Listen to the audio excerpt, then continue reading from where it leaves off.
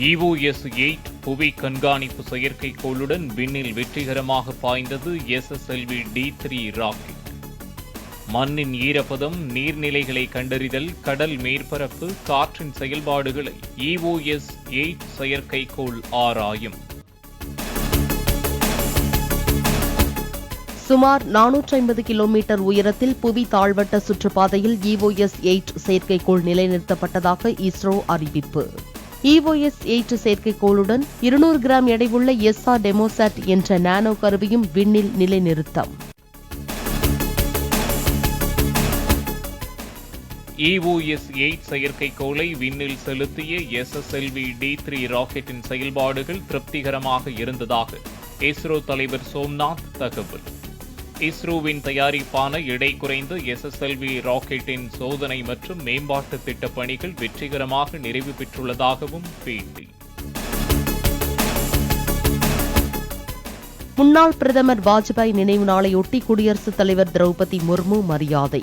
பிரதமர் மோடி மற்றும் மத்திய அமைச்சர்களும் மலர்தூவி மரியாதை செலுத்தினர். குரங்கு அம்மை பாதித்த நாடுகளில் இருந்து வருவோரை விமான நிலையம், துறைமுகங்களில் மருத்துவ சோதனைக்கு உட்படுத்த தமிழக பொது சுகாதாரத்துறை சுற்றறிக்கை. காங்கோ மற்றும் மத்திய ஆப்பிரிக்க நாடுகளுக்கு கடந்த 21 நாட்களில் பயணித்தவர்களின் விவரங்களை சேகரிக்கவும் அறிவுறுத்தல். கோயம்புத்தூர் மற்றும் மதுரை மெட்ரோ ரயில் திட்ட அறிக்கையில் மாற்றம் செய்ய வலியுறுத்தி மத்திய மெட்ரோ நிர்வாக குழு திருப்பி அனுப்பியதாக தகவல்.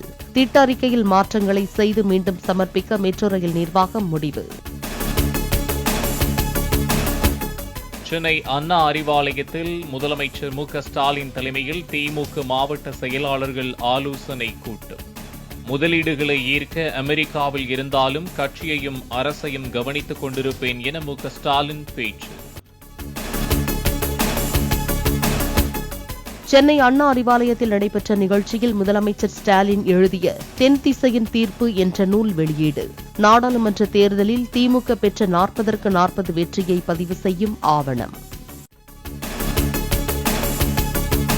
கலைஞர் கருணாநிதி உருவம் பொறித்து 100 ரூபாய் நாணயத்தை வெளியிடும் மத்திய அரசுக்கு நன்றி தெரிவித்து திமுக மாவட்ட செயலாளர்கள் கூட்டத்தில் தீர்மானம். நிதி பகிர்வில் தமிழ்நாட்டிற்கு வஞ்சனை செய்யும் மத்திய பாஜக அரசுக்கு கண்டனம் தெரிவிப்பதாக தீர்மானம் நிறைவேற்று. சென்னை ராயப்பேட்டையில் உள்ள அதிமுக தலைமை அலுவலகத்தில் அவைத்தலைவர் தமிழ்மகன் உசேன் தலைமையில் அவசர செயற்குழு கூட்டம்.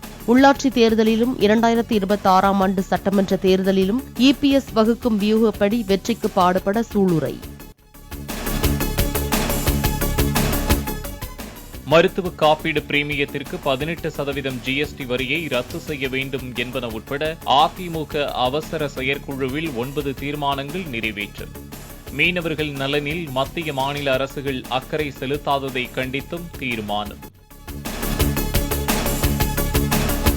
கலைஞர் கருணாநிதி உருவம் பொறித்த 100 ரூபாய் நாணயத்தை வெளியிடும் மத்திய அரசுக்கு நன்றி தெரிவித்தார் முதலமைச்சர் மு.க.ஸ்டாலின். சென்னையில் ஆகஸ்ட் 18ஆம் தேதி நடைபெறும் நிகழ்ச்சியில் பங்கேற்க வருமாறு தொண்டர்களுக்கு கடிதம். ஆம்ஸ்ட்ராங் கொலை வழக்கில் கைது செய்யப்பட்டு போலீஸ் காவலில் உள்ள தாதா நாகேந்திரன் விசாரணைக்கு ஒத்துழைக்க மறுப்பதாக தகவல். நாகேந்திரனின் மகன் அஸ்வந்தாமனையும் சேர்த்து வைத்து விசாரித்தும் நாகேந்திரன் ஒத்துழைக்கவில்லை என்றும் போலீசார் தரப்பில் தகவல். அண்மையில் ரவுடியை துப்பாக்கியால் சுட்டுப்பிடித்த பெண் உதவி ஆய்வாளர் கலைச்செல்வி மீது மதுபோதையில் இருந்த நேபாள பெண் கடும் தாக்குதல். தன் குழந்தையை தாக்கிய நேபாளத்தைச் சேர்ந்த சீதா என்ற பெண்ணிடம் போலீசாருடன் விசாரிக்க சென்றபோது தாக்கியதாக தகவல்.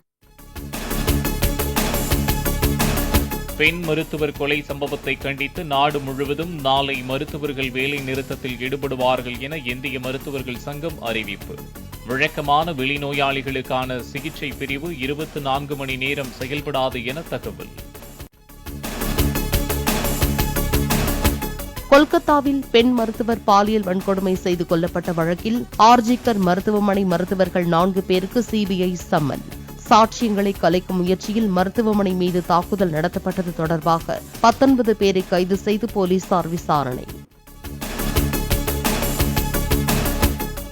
ஆந்திராவில் ஜெகன்மோகன் ஆட்சியின் போது முடங்கியிருந்த அண்ணா உணவகங்களை மீண்டும் தொடங்கி வைத்தார் முதலமைச்சர் சந்திரபாபு நாயுடு. ஏழை எளிய மக்களுக்கு 5 ரூபாயில் உணவளிக்கும் வகையில் மாநிலத்தின் பல்வேறு பகுதிகளில் 203 உணவகங்களை தொடங்க அரசு திட்டம். கோத்தகிரி அருகே தாழ்வாக தொங்கிய உயரழுத்த மின்கம்பி மீது அரசு பேருந்து உரசிய விபத்தில் ஓட்டுநர் பலி. பனிமூட்டம் காரணமாக மின்கம்பி இருந்தது தெரியாத நிலையில் பயணிகளை பத்திரமாக இறக்கிவிட்டு ஓட்டுநர் உயிரிழந்த சோகம். தூத்துக்குடி அருகே குலசேகரப்பட்டினத்தில் 2வது ராக்கெட் ஏவுதளம் அமைக்கும் பணி 2 ஆண்டுகளில் நிறைவடையும். SSLV D3 ராக்கெட் விண்ணில் வெற்றிகரமாக செலுத்தப்பட்ட பிறகு அளித்த பேட்டியில் இஸ்ரோ தலைவர் சோம்நாத் தகவல். நாகப்பட்டினம் மற்றும் இலங்கை காங்கேசன் துறைமுகங்களுக்கு இடையே பயணிகள் கப்பல் போக்குவரத்து தொடங்கியது. ஆன்லைனில் முன்பதிவு செய்த 44 பயணிகளுடன் பயணத்தை தொடங்கிய சிவகங்கை கப்பல்.